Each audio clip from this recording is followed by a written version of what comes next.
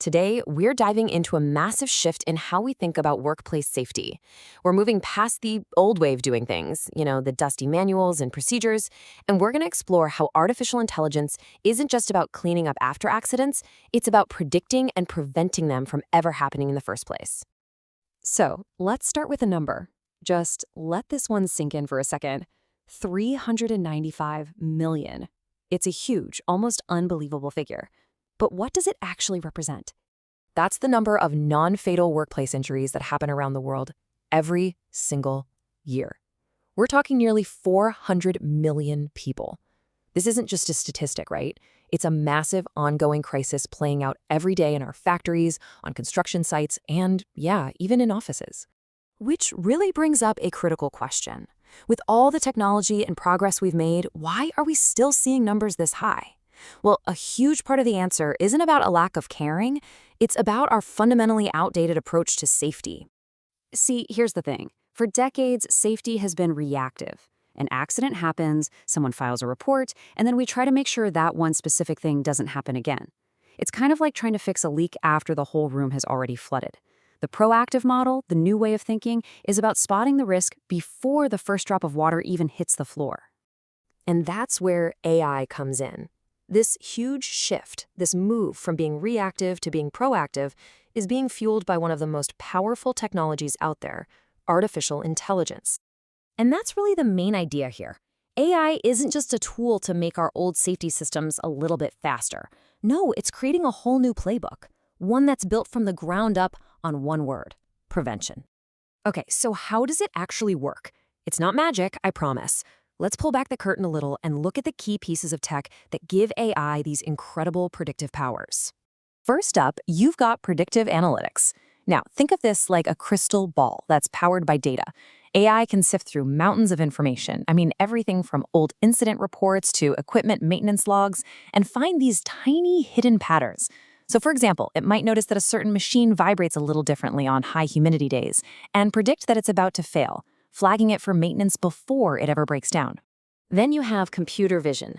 This is what allows AI to be a kind of tireless digital supervisor, always watching.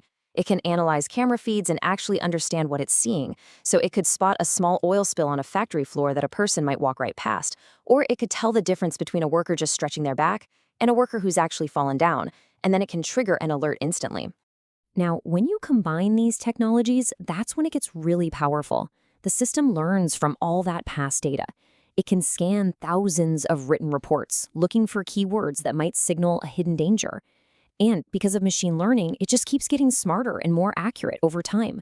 The ultimate goal: to automate the most dangerous jobs completely, taking people out of harm's way altogether. All right, that all sounds pretty amazing in theory, right? But what does this actually look like in a real day-to-day workplace? Let's get into some practical examples. Just look at this stuff. We're talking about smartwatches and other wearables that can track a worker's body temperature to prevent heat stroke before it happens. We've got drones powered by AI that can inspect the top of a wind turbine so a person doesn't have to dangle hundreds of feet in the air. We've got smart cameras that will automatically flag if somebody in a restricted area isn't wearing their hard hat. And we even have virtual reality training that lets you practice how to handle, say, a dangerous chemical spill, all in a totally safe, simulated environment. And look, this isn't just some sci-fi fantasy. Real industries are already jumping on board. Take construction, one of the most dangerous fields out there. Over 40% of firms already believe that AI is going to be a game changer for keeping their workers safe and boosting productivity. The buy-in is already happening. But, of course, like any powerful new technology, it's not all perfect. We absolutely have to talk about the risks and the huge responsibilities that come with putting AI in charge of people's safety. There are some really big questions we have to answer. How do we monitor people for safety without making them feel like they're being watched 24/7? How do we keep all this sensitive employee data secure? What happens if the AI has blind spots because it's only looking at data from the past? And maybe most importantly, what happens if we start to rely on this technology a little too much? This quote really gets to the heart of it, doesn't it? The line between protecting someone and spying on them is incredibly thin. Building trust with your team is going to be just as crucial as building the tech itself. And we have to be real about what AI can't do. Because it learns from the past, it can be completely blindsided by a brand new risk it's never seen before. And, well, it can have a really hard time predicting the sometimes illogical, totally unpredictable things that we humans tend to do. So, with all of that on the table, the incredible potential on one side and the serious challenges on the other, what's the big picture? What does this new era of safety that AI is ushering in actually look like? We've all heard this saying, right? It's the perfect way to describe our old reactive safety model. We only take action after the disaster has already happened, after the horse is long gone. But this is the future. AI gives us the power to notice that the hinge is getting a little rusty, to see that the bolt on the lock is coming loose. It lets us step in and fix the problem before the door ever has a chance to swing open. It's a total shift from reaction to true foresight. So, in the end, it really leaves us with one big question.